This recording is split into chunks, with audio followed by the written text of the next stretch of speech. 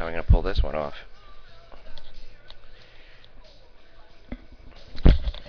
Leroy rides the subway, making contacts. He's a rapper. Anyway, I got a new career ahead of me. Oh, they took everything away from me. Anyway, yes, we all know what's going on. Unbelievable what they're going to be doing next. Yep, I already see it. I already know it. Thank you. You think it's funny, don't you? Okay, you had your little fun here. You had your little fun.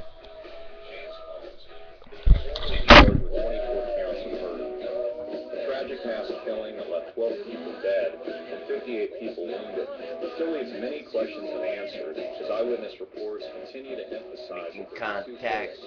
Two gas masks. Anyway, we're waiting for gas something. canisters thrown from multiple directions, an unexplainable blood splatter trail leading back to the movie theater, and an obviously drugged out James Holmes who couldn't even speak his own name at his first court appearance. As we first suggested in our breaking video the day of the shooting, James Holmes has been exhibiting classic signs of an MK Ultra subject who has been psychologically compromised in order to stage a politically motivated mass murder. Although shocking for many people to think about, we need to ask, what would be the motive for the federal government to stage such a massive cover-up and brutal killing spree? As noted by the vehement response of public figures and politicians alike, gun control has now become a mainstream topic of debate. People like Mayor Bloomberg of New York recommending that the police department go on strike until American guns are confiscated. That's right, they won't protect us until we're unarmed. Also, in a blatant violation of the U.S. Constitution, the Second Amendment, and American sovereignty, a United Nations disarmament treaty that has been in the works for months now stands ready to pass at any moment. Although delegations from around the world failed to agree to a deal on Friday, this leaves the door open for further talks and a draft arms trade treaty that could be brought to the 193-nation UN General Assembly and adopted with a 2/3 majority vote any day now.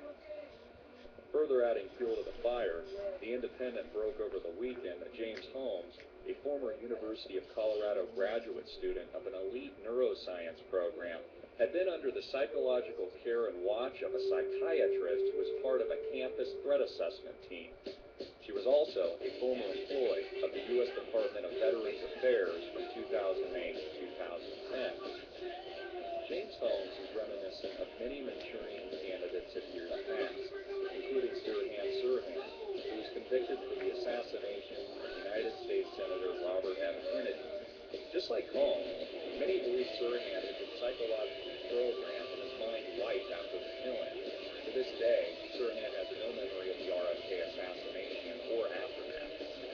Other suspected MK Ultra subjects, such as Ted Kaczynski, have all been associated with Come about 3 o'clock here. A considerable amount of circumstantial evidence suggests that Theodore Kaczynski, also known as the Unabomber, participated in CIA-sponsored MK Ultra experiments conducted at Harvard University from the fall of 1959 through the spring of 1962. Also, over the weekend, according to the Denver Post, Colorado's real-life shooting had imitated a training exercise at Parker Medical School the same day of the killing. According to the Post, the tragedy that played out in the Aurora movie theater was ironically paralleled as a classroom learning experience in a medical school in Parker the same day as the real one. Larry Pratt, the executive director of Gun Owners of America, has suggested that if the federal government was willing to stage Fast and Furious, then why wouldn't they stage the Batman shooting? It's clear that the federal government had motive to provoke a fierce gun debate in the United States. It's also clear that there is intent to pass a controversial gun confiscation treaty that destroys the U.S. Constitution and Second Amendment.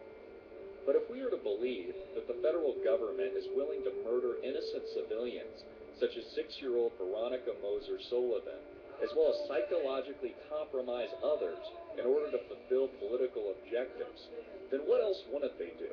And who wouldn't they kill?